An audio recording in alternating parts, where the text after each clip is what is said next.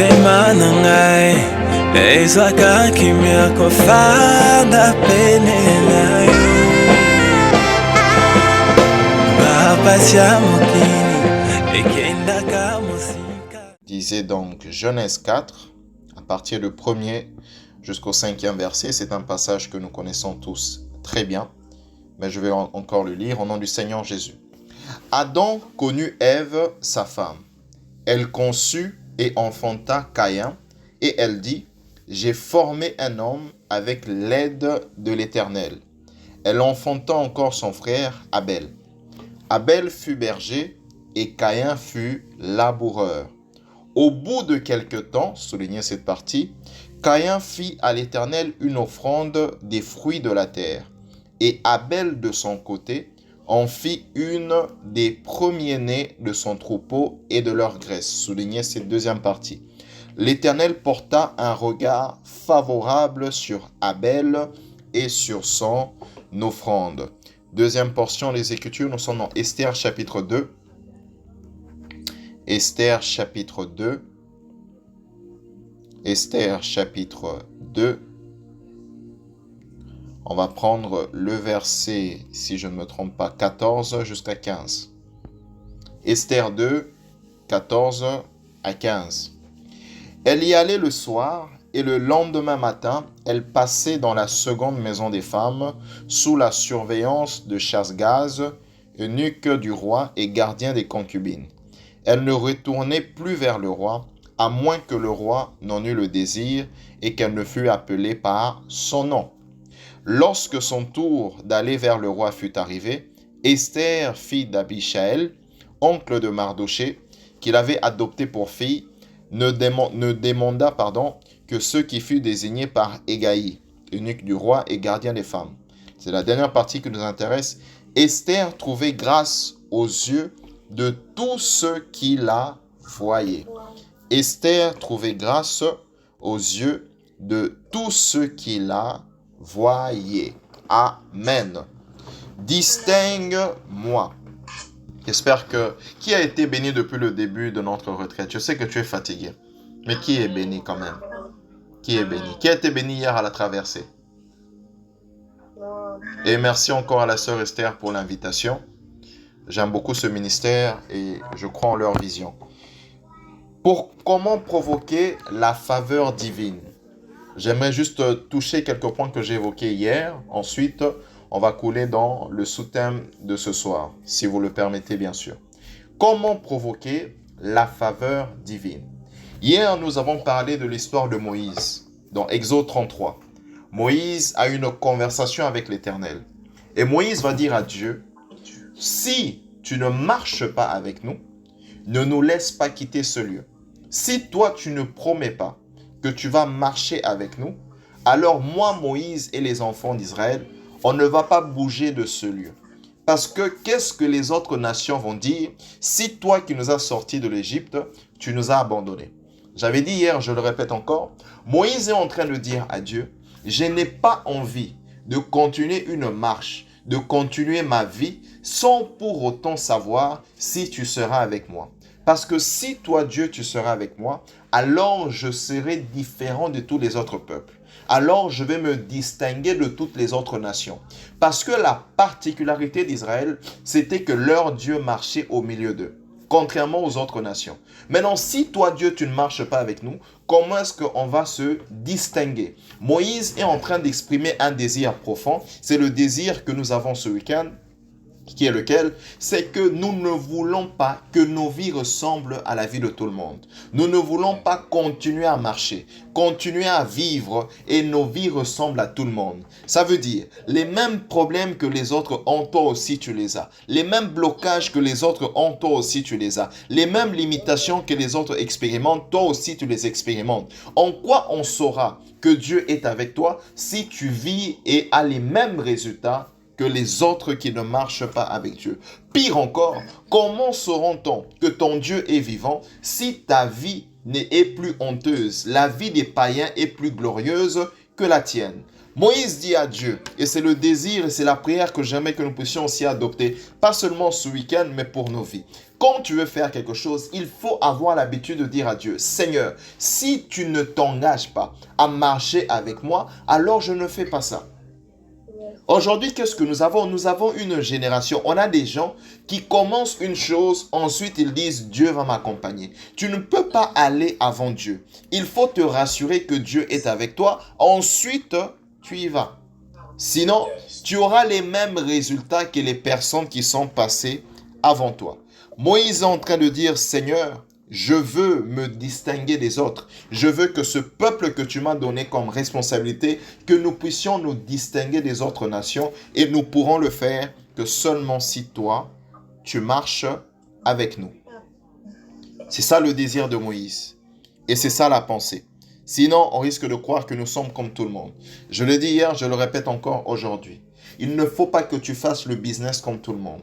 Il ne faut pas que tu te maries comme tout le monde dans ta famille. Que Dieu bénisse le frère Andy. Il ne faut pas que tu aies du travail et puis on te chasse comme tout le monde. Il ne faut pas que tu aies des maladies comme tout le monde. Il ne faut pas que tu vives la pauvreté comme tout le monde. Il ne faut pas que tu vives des blocages comme tout le monde. Parce que comment est-ce qu'on pourra te distinguer des autres nations, des autres peuples, des autres personnes si ta vie leur ressemble?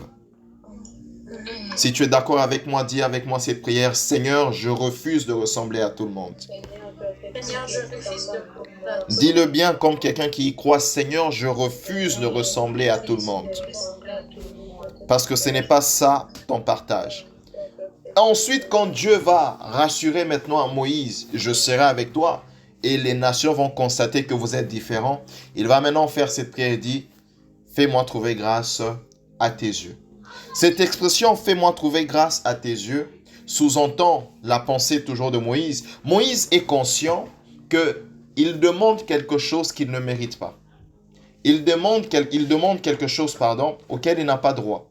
C'est pourquoi il demande « fais-moi grâce ». Parce que si on dit « fais-moi grâce », c'est que moi-même je suis conscient que je ne mérite pas ce que je demande. Mais si je l'obtiens, c'est parce que Dieu m'a fait grâce. C'est parce que, comme on dirait en lingala, c'est parce que Nzambe ayoke ningamawa. C'est pourquoi Moïse dit à Dieu, fais-moi grâce, fais-moi trouver grâce à tes yeux. En d'autres termes, ou une autre façon de le dire, c'est accorde-moi ta faveur. Accorde-moi ta faveur.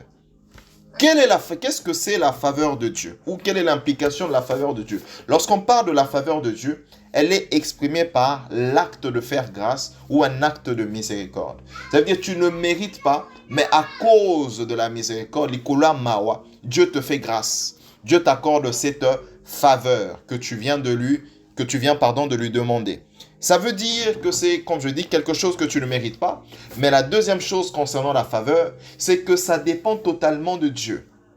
Ça, j'ai dit hier. C'est Dieu qui décide à qui il fait grâce. Il dit d'ailleurs, je fais grâce à qui je fais grâce. Dieu lui-même décide à qui il accorde sa faveur. Il décide d'accorder sa faveur à Randy et il peut décider de ne pas accorder sa faveur à Chypre. C'est Dieu qui décide. Personne ne va aller devant Dieu pour dire « Seigneur, tu es injuste ». Parce qu'en termes de faveur, c'est le système de Dieu qui décide à qui il fait grâce et à qui il ne fait pas grâce. Ça dépend de Dieu. La troisième chose que j'ai dit hier, que je vais répéter aussi ce soir, c'est que la faveur divine n'apporte pas les choses, elle emmène Dieu. Une personne qui a la faveur divine sur sa vie, ce n'est pas une personne qui a la facilité d'obtenir des choses, non. Mais c'est une personne qui a Dieu à ses côtés. Maintenant, qu'est-ce qui va se passer? Quand tu viendras devant les portes ne s'ouvrent plus ne s'ouvriront pas à cause de toi, mais à cause de la personne qui t'accompagne. C'est comme si tu te présentes à H&M à une boutique et tu veux passer par une porte. Les employés savent que toi, tu ne travailles pas là-bas. Mais si tu es accompagné du chef de la boutique, tout le monde te laisse passer. Pourquoi? Parce que la faveur que tu obtiens ne dépend pas de ce que tu as, mais de la personne qui t'accompagne. Et cela fonctionne aussi de la même manière sur le plan spirituel. La faveur divine, la faveur des portes, la saison ou la grâce des portes qui s'ouvrent automatiquement ne dépendent pas de la connaissance biblique que tu as, ne dépendent pas de ce qu'on t'a donné, mais dépendent de la grâce et de la dimension avec laquelle Dieu marche avec toi. Et quand nous disons « distingue-moi », ça veut simplement dire « Seigneur, j'aimerais que ta faveur soit sur moi, afin que là où les autres ont échoué, là où les autres n'arrivent pas, les portes par lesquelles les autres ne passent pas, les choses dont normalement je n'ai pas droit à ces choses, mais à cause de ta présence, fais ta faveur les attire vers moi. » C'est ça la faveur divine. Les portes s'ouvrent d'elles-mêmes à cause de Dieu. À cause de Dieu. Exode 33, verset 19. Là, j'entre maintenant dans le sous-thème de ce soir. Exode 33, verset 19, c'est Dieu qui parle à Moïse. Il dit, « Je fais grâce à qui je fais grâce. » Ça veut dire que c'est Dieu lui-même qui décide à qui il fait grâce. C'est Dieu qui décide à qui il accorde sa faveur. On est d'accord dessus, n'est-ce pas? Si Dieu dit « je fais grâce à qui je fais grâce », ça veut dire que c'est lui qui décide à qui il fait grâce, selon ce texte. Ok, on est d'accord. Maintenant, j'aimerais peut-être choquer quelqu'un.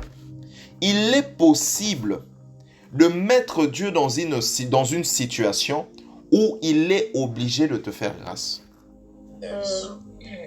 Il est possible. Il est possible que l'homme fasse quelque chose qui pousse Dieu à revenir sur sa décision de ne pas te faire grâce. Non, on est là. Je sais que tu as faim, mais je suis en train de te parler ce soir. Il est possible, même quand Dieu dit « je fais grâce à qui je fais grâce », mais il est possible que si tu n'étais pas dans la liste des personnes à qui il avait décidé de faire grâce, mais il est possible d'entrer dans cette liste-là. J'ai 3 exemples ce soir. La première personne, c'est la femme qui saignait pendant 12 ans. La Bible dit que Jésus était en route, si je me rappelle très bien, vers la fille de Jairus. Mais du moins, il était en route pour aller faire un miracle, pour aller guérir la fille de quelqu'un. Mais sur le chemin de la route, dans la pensée et dans le calcul divin, Jésus avait une liste de guérisons et cette femme-là n'était pas dans la liste. Il avait décidé d'aller faire grâce à cette fille qui était malade. La femme qui saignait n'était pas dans la liste. Mais elle est quand même entrée dans la liste. Pas seulement qu'elle est entrée, Randy, elle s'est positionnée en première place à cause d'un acte qu'elle a posé. Dieu est revenu sur sa décision d'aller guérir une fille. Et il a dit, avant d'aller la guérir, même si elle était la première dans ma liste, je dois d'abord commencer avec cette femme. Je suis en train de te dire, c'est que nous sommes en train de faire ce week-end, tu es en train de te faufiler, d'entrer aussi dans la liste. Même si tu n'étais pas prévu, mais à cause de ce que tu es en train de faire ce week-end, tu es en train d'entrer dans la liste pour que Dieu voie aussi ton cas.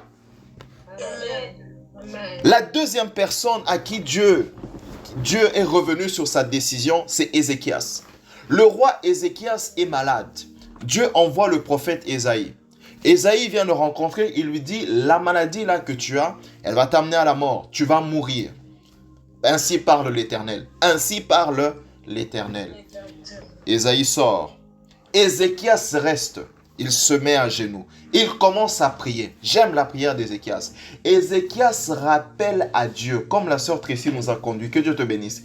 Ézéchias a commencé à rappeler à Dieu toutes les bonnes œuvres qu'il a accomplies pour lui. Souviens-toi que j'ai marché dans la crainte. Souviens-toi que j'ai fait X. Souviens-toi que j'ai fait Y. Pendant que Ésaïe rentrait, Dieu dit à Ésaïe, retourne vers Ézéchias. Dis-lui, je l'ai accordé encore 15 ans. Est-ce que Dieu avait menti? Non. Il avait décidé que Ézéchias devrait mourir. Mais Ézéchias a posé un acte qui a fait que Dieu est revenu sur sa décision. Même si Dieu dit, Randy, que je ferai grâce à Chypre, il est possible que toi aussi tu entres dans cette même liste. Au nom de Jésus. Un autre exemple, cette femme païenne, elle vient vers Jésus, elle dit, Seigneur, les démons tourmentent mon enfant. Jésus lui dit, il n'est pas bon de prendre la nourriture des enfants et de donner ça aux chiens. Elle dit, yes, certes, mais les chiens mangent quand même des miettes. Jésus dit, va, ton enfant est guéri. Ton enfant est guéri. Cette femme a eu une faveur prématurée. Parce que à cette époque, ce n'était pas encore le temps des païens. Mais Jésus lui a quand même accordé la faveur à cause d'un acte qu'elle a posé. Je prie pour toi ce soir, que le Seigneur t'accorde sa faveur et que tu entres dans la liste de la faveur divine à cause de ce que tu es en train de faire ce week-end au nom de Jésus. C'est possible. Même si Dieu dit Randy, c'est signé, daté, tu peux encore négocier avec lui. Il faut juste savoir comment le faire. Donc je disais, c'est possible de provoquer la faveur divine. Au Dieu qui a dit, je fais grâce à qui je fais grâce, c'est possible de provoquer la faveur divine sur sa vie. Comment? On va étudier ensemble Caïn et Abel. La Bible nous parle de ces deux frères, Caïn et Abel, que nous connaissons tous très bien. L'un est berger, l'autre est laboureur. Deux frères, c'est Caïn d'ailleurs qui est l'aîné. Vous voyez déjà avec moi que la faveur divine ne tient pas compte de celui qui est né avant l'autre. Parce que la faveur divine est tombée sur Abel et non Caïn, alors que Caïn était l'aîné. Je ferme la parenthèse, ou je continue et puis je ferme. Tu peux être le cadet, tu peux être l'enfant qui est au milieu, tu peux être l'avant-dernier, tu peux être le premier, tu peux être le deuxième. Mais la faveur divine ne tient pas en compte de ça. Tu peux ne pas avoir étudié, tu peux ne pas savoir lire la Bible, tu peux ne pas savoir prophétiser. Mais quand la faveur divine te localise, c'est toi qui deviens le premier. Caïn commence en premier à sacrifier. La Bible dit qu'il a pris quelques fruits des champs, qu'il a présentés à l'Éternel. Beaucoup de gens ont cette habitude de dire que Caïn avait pris des fruits pourris. C'est faux. Il n'a pas pris des fruits pourris. Il a pris des fruits, des bons fruits, qu'il a présentés à l'Éternel. Ensuite est venu son frère. Lui, il a pris du bétail, des agneaux, des premiers-nés des agneaux, il a présenté aussi à Dieu. Deux frères de la même famille, deux sacrifices. La Bible dit que Dieu porta un regard favorable sur le sacrifice d'Abel. Ça veut dire que Dieu a accepté le sacrifice d'Abel et il a rejeté le sacrifice de Caïn. Il est possible, je ne sais pas pourquoi je n'ai pas prévu de le dire, il est possible d'apporter à Dieu un sacrifice qu'il n'agrée pas. Il est possible de venir avec un sacrifice devant Dieu, avec un autel, avec une offrande, mais que le Seigneur ne considère pas. Pourquoi? On va le voir bientôt. La Bible dit que Dieu porta un regard favorable sur le sacrifice d'Abel. Or, hier, j'ai dit que la faveur divine parle. La faveur divine est une voix audible dans le monde spirituel. Mais quand la faveur divine parle, suivez-moi très bien, la faveur divine répète simplement ce que les yeux de Dieu ont vu. Je reprends ça. La faveur divine répète simplement ce que les yeux de Dieu ont vu. La Bible dit que Dieu porta un regard favorable. C'est à cause du fait que les yeux de Dieu ont porté un regard favorable sur Abel et son sacrifice, que Abel a obtenu la faveur divine et s'est distingué de son frère. À cause des yeux de Dieu. C'est pourquoi ça nous explique pourquoi quand Satan arrive dans la présence de Dieu, Dieu commence déjà à lui dire « N'as-tu pas vu mon serviteur Job, qui est juste sur toute la terre ?» Ça, c'est moi qui pense. Si Caïn n'avait pas tué Abel, Abel allait vivre comme Job. Parce que personne sur la terre était prospère comme Job. Mais la prospérité de Job dépendait d'une chose, la faveur divine. Mais comment a-t-il hérité de la faveur divine? C'est parce que quand Dieu le regardait, il ressentait quelque chose dans son cœur. Quand Dieu le regardait, il était content. Quand Dieu regardait la vie de Job, il y avait quelque chose, je dois lui faire du bien. C'est ça la faveur. La faveur pousse Dieu à te faire du bien. Et à te distinguer parmi les humains, à te distinguer parmi les chrétiens. Parce que oui, on peut tous être chrétiens, mais il est possible de se distinguer même parmi les enfants de Dieu à cause de la faveur divine sur ta vie. La faveur, je disais, répète simplement ce que les yeux ont vu. La question que je te pose ce soir, qu'est-ce que les yeux de Dieu disent à ton sujet? Tu veux la faveur, c'est bien. Tu veux être distingué, c'est bien. Mais quand Dieu te regarde, quelle est l'attitude de ses yeux? La faveur est l'expression du regard de Dieu sur la vie d'un homme. La manière dont Dieu te regarde, cela s'exprime par la qualité de la faveur et de la grâce qu'il t'accorde. Eh oh, on est là. Il n'y a pas de faveur divine sans regard favorable. C'est pourquoi je reviens sur mon message. Celui qui veut se démarquer doit d'abord se démarquer devant Dieu. Et quand tu impressionnes Dieu, quand tu épates Dieu, quand tu te démarques par ce que tu fais, tu attires automatiquement sa faveur dans ta vie. La faveur n'a pas respecté le fait que Caïn était né. La faveur a considéré le sacrifice d'Abel. Et je prie que la faveur ne respecte pas ta position non plus. Que la faveur ne respecte pas ton diplôme. Que la faveur ne respecte pas ta poche. Que la faveur ne respecte pas ton français, ton suédois. Que la faveur ne respecte pas, ne tienne pas en compte toutes ces choses. Mais que la faveur tienne en compte ce que tu représentes pour Dieu. Au nom de Jésus. La question maintenant est, comment Caïn a attiré la faveur divine sur sa vie? La première clé, c'est par la qualité de ton sacrifice. La qualité de ton sacrifice. La Bible dit que Caïn est venu avec un sacrifice qui n'était pas mauvais. Au bout d'un temps, Caïn a apporté quelques fruits. Le problème avec la Bible de Louis, l'interprétation de Louis II, elle est mauvaise quand il s'agit de ce texte-là.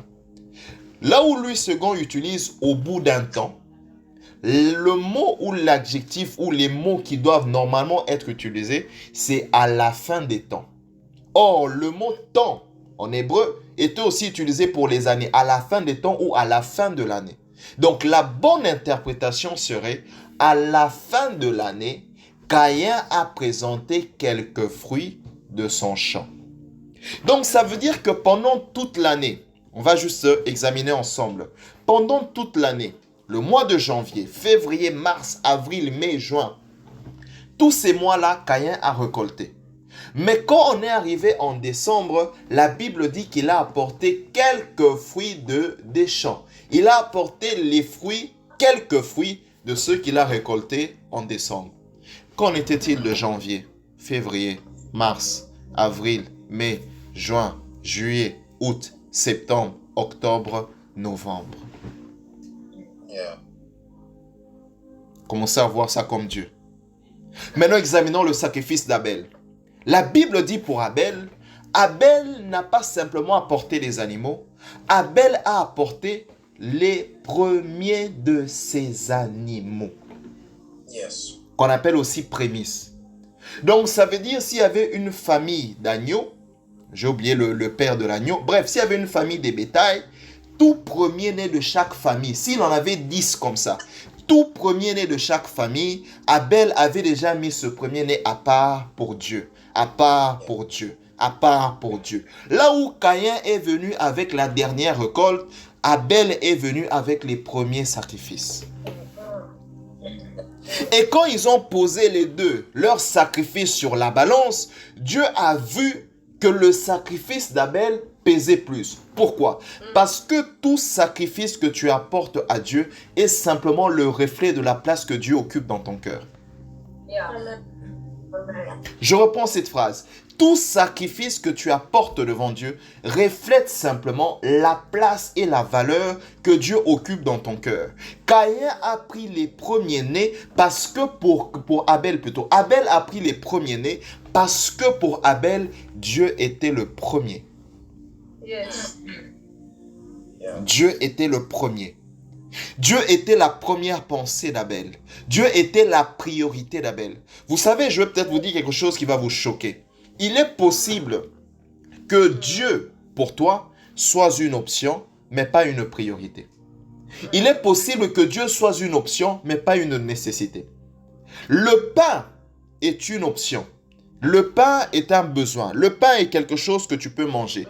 Tu peux t'en passer, ok? Tu peux t'en passer du pain, tu peux décider de ne plus manger du pain et manger autre chose. Mais l'oxygène, Randy, c'est une nécessité. Si tu dis je vais arrêter de respirer, tu meurs. Pourquoi? Parce que sans l'oxygène, tu ne peux pas vivre. C'est ça la définition de nécessité. Et pour Caïn, Dieu était une option. Pour Abel, Dieu était une nécessité. Tu veux attirer la faveur divine, quelle est la place que Dieu occupe dans ton cœur? Ou j'aimerais le dire autrement, tu veux que Dieu te fasse grâce, que Dieu t'accorde sa faveur, montre-moi la valeur de tes sacrifices et je te dirai si Dieu est une priorité ou pas. C'est comme ça, par son sacrifice, Abel a pu se démarquer. Les sacrifices sont les reflets de la place que Dieu occupe dans nos cœurs. Reflets. Aujourd'hui, nous vivons dans le temps des réseaux sociaux WhatsApp et les notes vocales. Les sacrifices sont simplement comme une note vocale que tu envoies à Dieu. Toi, tu peux dire aux hommes que ça a coûté cher. Mais quand Dieu reçoit la note vocale, il l'entend. Pas ce que toi tu dis aux hommes, mais ce que ton cœur dit à son sujet. Est-ce que Dieu est la priorité pour toi? Est-ce que Dieu est la priorité? Pas une priorité, la priorité. Est-ce que Dieu représente ça pour toi? Quel amour, Abel! Tous les premiers-nés de ton bétail. Donc, tu as calculé toutes les familles. S'il en avait 10 comme ça, il en a sacrifié 10. S'il en avait 20, il en a sacrifié 20. Le problème, ce n'est pas le nombre d'animaux qu'il a sacrifiés, mais c'est la valeur qu'ils avaient. C'est ça qui a fait que Dieu a porté un regard favorable. Il a expliqué ça aux disciples. Il se tient au temple. Il est en train de regarder les gens qui viennent avec leurs offrandes. Les gens déposent. Ensuite, il y a une vieille dame qui vient. Elle dépose. Christ regarde les disciples. Il dit, vous voyez cette dame? Elle a peut-être donné un peu. Mais son un peu est beaucoup pour Dieu. Parce que elle a donné tout ce qu'elle avait. Les autres ont donné de leur surplus. Celui qui a 1000 couronnes et qui donne 10 couronnes, ça ne fait pas mal comme quelqu'un qui a 100 couronnes et qui donne 100 couronnes. Yes. Et quand Dieu va peser, il ne va pas peser tes 10 couronnes en fonction de... Non, il va peser tes 10 couronnes en fonction de ce que 10 couronnes représentent pour toi. Et par là, Dieu sait, c'est ce que je vaux pour lui. Mais cette femme, elle a tout donné. Dieu dit, je vaux tout pour elle. Il est temps, si tu veux attirer la faveur divine dans ta vie, il est temps de commencer à réorganiser les priorités dans ton cœur. Il est temps que Dieu occupe la première place. Que Dieu soit la première personne à qui tu penses quand tu te réveilles et que tu prouves cela par la manière dont tu sacrifies. Je m'en voudrais si je ne vous disais pas ça. La faveur divine, c'est pas seulement prier, mais le sacrifice et la qualité de tes sacrifices est important. C'est important. Quelqu'un va me dire, mais est-ce que Dieu veut quelque chose? Non, Dieu possède tout. Il est maître de tout. Il a tout, tout lui appartient. Mais le problème, c'est le message que tu lui transmets. Et aussi, le sacrifice ne se limite pas à ce que tu donnes, mais le sacrifice, c'est aussi ce que tu es. C'est comme ça que dans la Nouvelle Alliance, on ne donne pas seulement ce qu'on a, mais on commence d'abord par donner ce qu'on est. C'est comme ça Paul dit, offrez-vous comme des sacrifices vivants. Est-ce que ta vie est un sacrifice? Je me rappelle une fois, j'étais choqué en 2016. J'étais allé à une église et il y avait un frère qui était là, qui était reconnu pour détruire, coucher avec les filles, les femmes à gauche, à droite, même des femmes mariées. À l'époque, là, il y avait une chanson de Gary qui était sortie, Parfum. Je me donne en parfum pour toi. Et ce jour-là, comme c'était une nouvelle chanson, la chorale a interprété cette chanson. Et je vois le frère en train de chanter Nami Kabie et Ozo Kabanini. Qu'est-ce que tu donnes? Si on était encore à l'époque de la loi, tu serais calciné, mon frère. Qu'est-ce que tu donnes? Une vie du péché. Une vie où tu es dans le péché. Une vie d'adultère. Une vie où tu détruis les foyers. Et tu cries aussi, Nami Kabie. Hey! Je parle de ce frère. Mais certains d'entre nous, nous sommes dans ce cas. Seigneur, je t'aime. Est-ce que tu l'aimes réellement? Seigneur, tu es tout pour moi. Est-ce qu'il est tout pour toi réellement? Seigneur, je m'abandonne à toi. Est-ce que tu l'as réellement fait? Ne le dis pas seulement. Montre-le. Prouve-le par tes actes. Celui qui veut attirer la faveur divine, la qualité de ses sacrifices provoque la faveur divine dans la vie d'un homme. La deuxième chose que tu peux faire, et c'est ce qu'on est en train de faire pour attirer la faveur divine dans sa vie, c'est la prière et le jeûne. La prière et le jeûne. C'est là que nous chutons dans la vie d'Esther. Esther, la Bible nous parle déjà dans l'introduction du livre d'Esther que c'était une femme qui avait trouvé grâce aux yeux de tout le monde. Ça veut dire quand elle marchait, tout le monde l'aimait, tout le monde l'appréciait. Mais quand il fallait rencontrer maintenant le roi, on dit, quand il fallait aller au palais royal, rencontrer le roi pour plaider la cause des enfants d'Israël, sa faveur là ne suffisait pas. Parce que la loi l'interdisait de se présenter devant le roi si le roi ne l'a pas invité. Elle dit aux enfants d'Israël, vous allez prier et jeûner pour moi, sec. Moi-même, je veux faire pareil. De sorte à ce que quand je vais me présenter devant le roi, que Dieu ait pitié de moi et que j'obtienne sa faveur, qu'il ne me tue pas. Et Esther, après le jeûne, s'est présentée devant le roi. J'ai aimé ce que la sœur Tracy l'a lu. Après son passage, sa visite vers le roi, la Bible dit que le roi n'a pas dormi.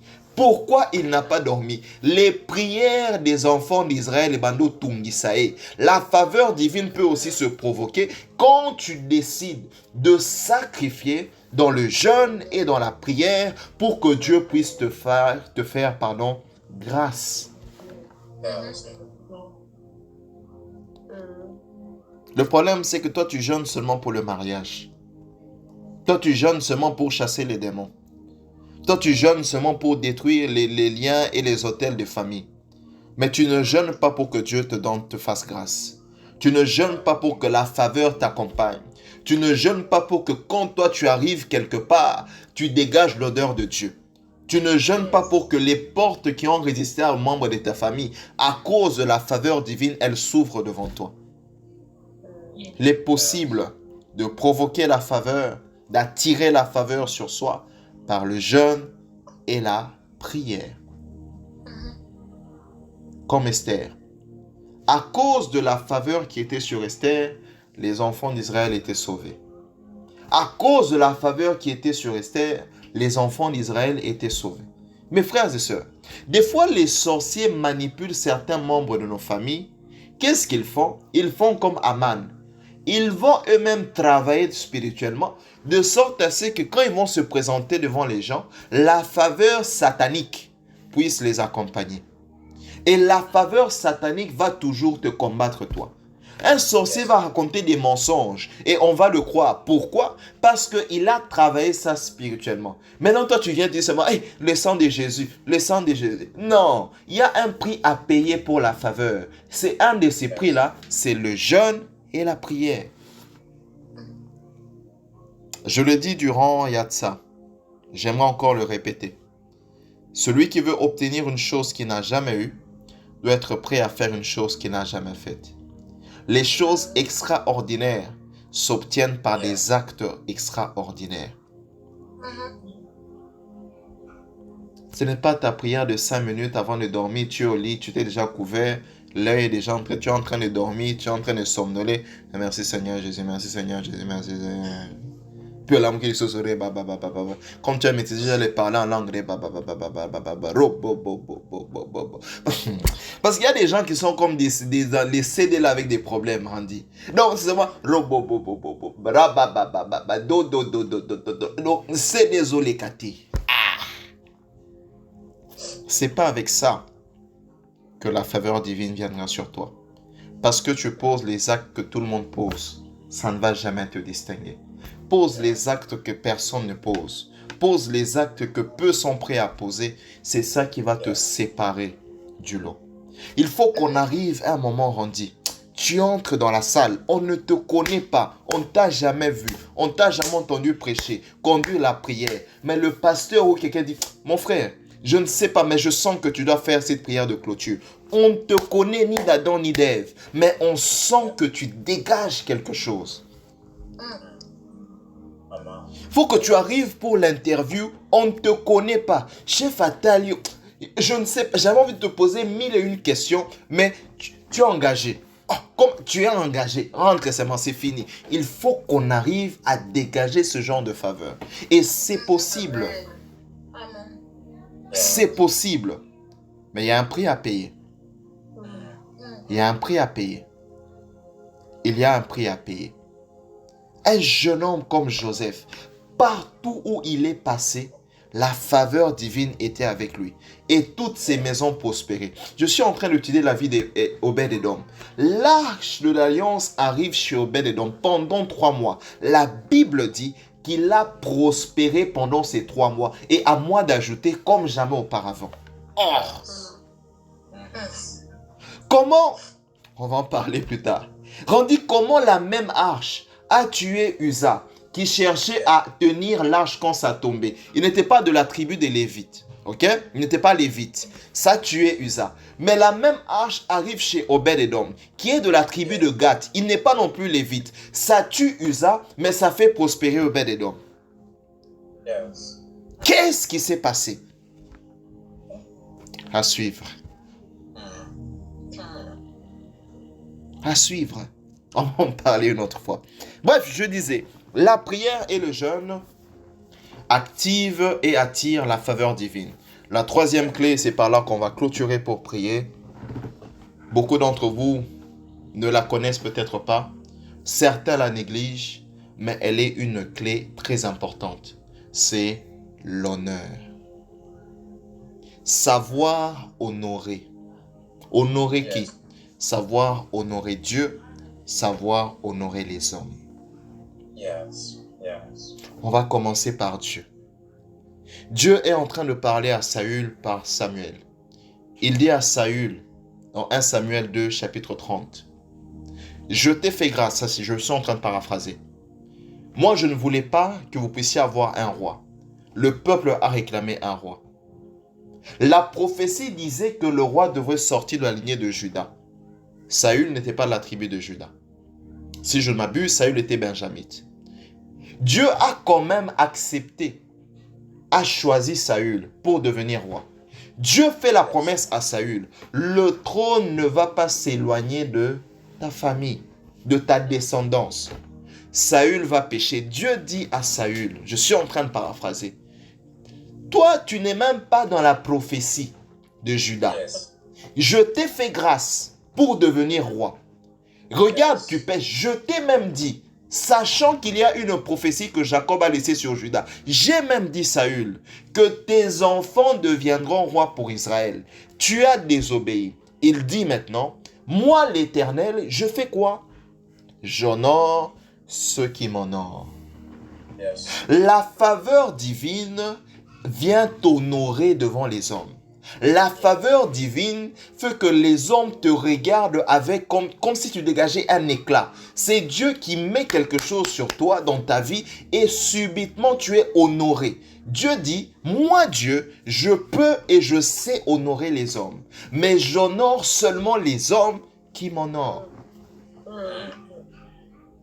Quand Saül, tu ne m'as pas honoré, moi aussi Dieu, je ne veux plus t'honorer. Je me désengage des promesses que je t'ai faites parce que Saül, tu m'as déshonoré.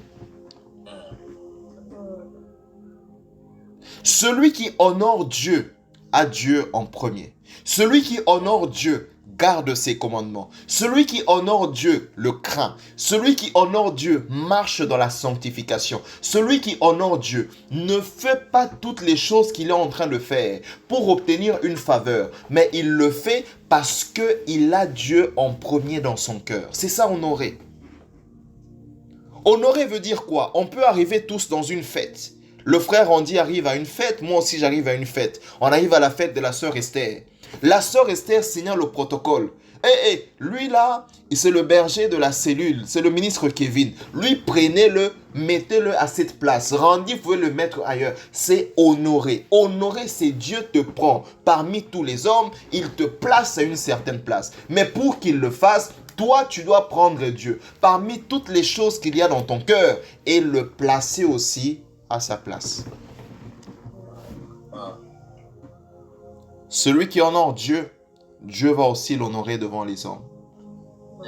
C'est pourquoi il dit, si vous me reniez, moi aussi je vais vous renier. Mais si vous m'honorez, moi aussi Dieu, je vais vous honorer.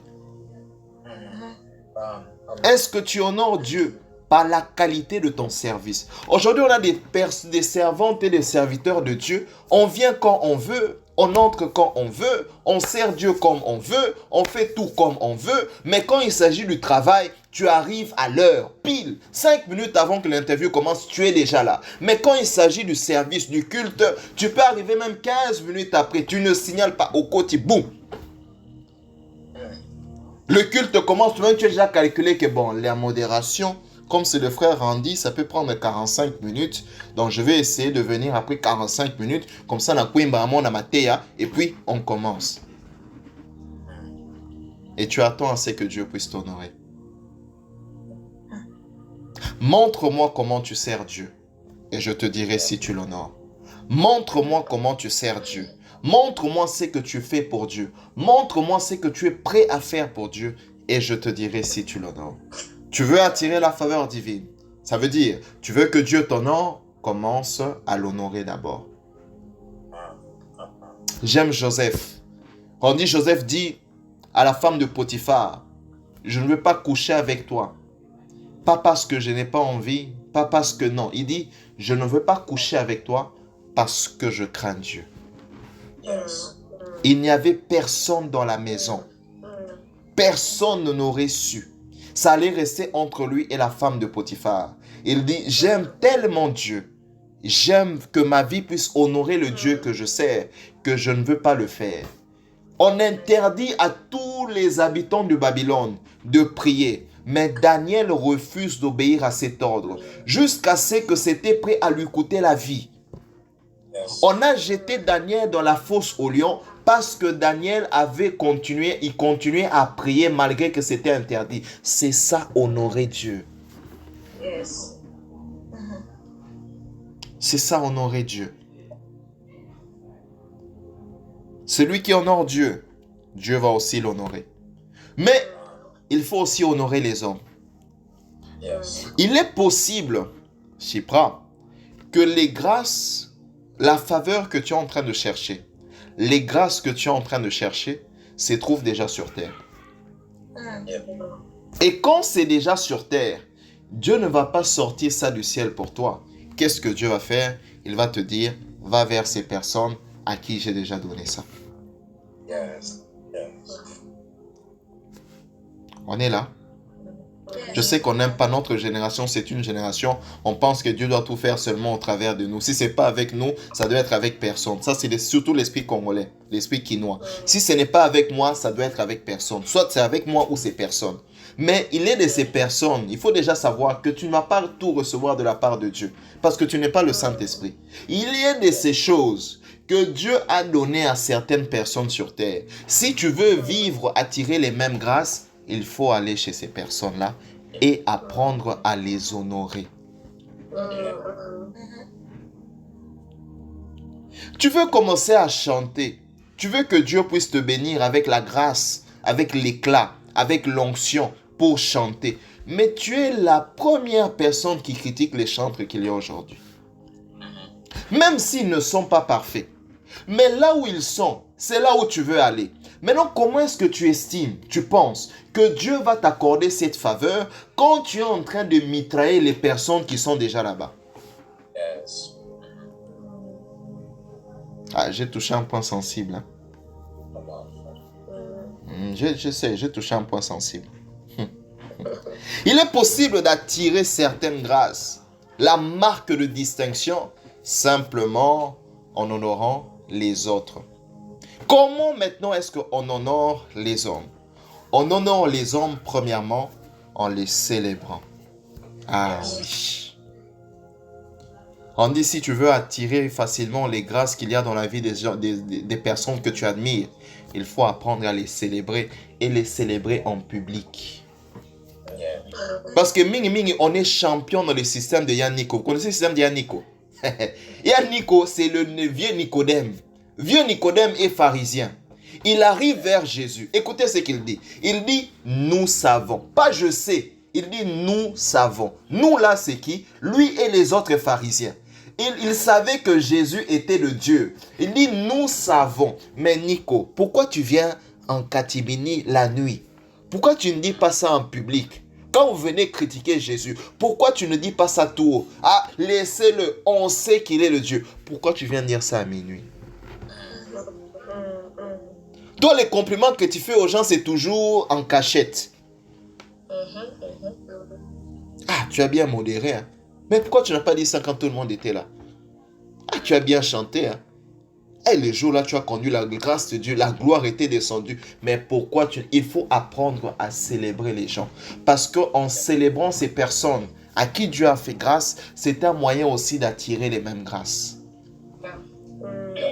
Tes amis autour de toi se marient. Au lieu de les célébrer, tu critiques. Celle-là, vraiment, elle n'est pas mature pour les mariages. Elle a un sale caractère. Mais Dieu lui a fait cette grâce. Maintenant, comment Dieu va t'accorder cette grâce si tu critiques les personnes à qui Dieu a fait cette grâce? Eh, il n'est pas bali. Mobali yango zoba. Ah, ke banza mapesu pe mobali ya zoba. Il faut apprendre à célébrer les gens. Surtout s'ils ont des choses que tu recherches. C'est comme ça, on dit des fois quand tu vas aller en retraite, tu dis Seigneur, accorde-moi ça, accorde-moi telle grâce, accorde-moi ceci. Dieu, au lieu de te l'accorder, il te montre les gens. Yes. Yes. Donc mon lota Père Franck, mon lota vieux Atoms, ou mon lota vieux Dalo. Toi, ça rêvait les chantres, oh David disait, Daniel Banham, toi, ça rêvait, oh Alain Moloto. Mais pourquoi? Il est simplement en train de te montrer, c'est que tu es en train de chercher là, j'ai accordé ça à ces personnes. Maintenant, essaie de comprendre comment elles ont obtenu ça et apprends à les célébrer. J'aimerais dire ça à quelqu'un, je n'avais pas prévu de le dire. Si Dieu t'a montré des gens qui ont des grâces que tu recherches, ne participe jamais à un conciliambule, à un groupe, à une réunion où on les critique. Même si tu sais que ce qu'ils ont fait, c'était mauvais, ne participe pas à ces réunions-là. Dès qu'on commence, Oyo, Pesagi prophétie, Oya Salaki, recule, sors de là. Parce que à toi, Dieu a dit, cette grâce-là, j'ai donné ça à cet homme. Et tu peux récupérer cette grâce de cet homme. Ne participe, apprends à célébrer les gens. Yes.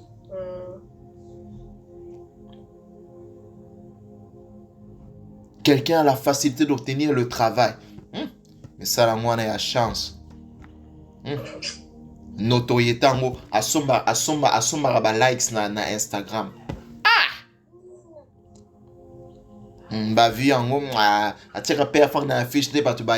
Tu veux que les gens puissent commencer à venir comme aux réunions de cette mec. Célèbre. La chose qui nous tue, c'est que nous ne savons pas célébrer. Et en célébrant, j'aimerais aussi dire quelque chose avant de passer au dernier point. C'est qu'il faut aussi apprendre à célébrer les pères, les gens qui sont passés avant nous. La bêtise et l'erreur capitale de cette nouvelle génération, c'est de penser qu'on va faire mieux que les gens qui sont passés avant nous. Dieu peut t'avoir fait la promesse, des promesses qui sont peut-être plus glorieuses que ce que tu vois que les pères font maintenant. Mais à cause du fait que Dieu les a d'abord placés là-bas, il faut les célébrer.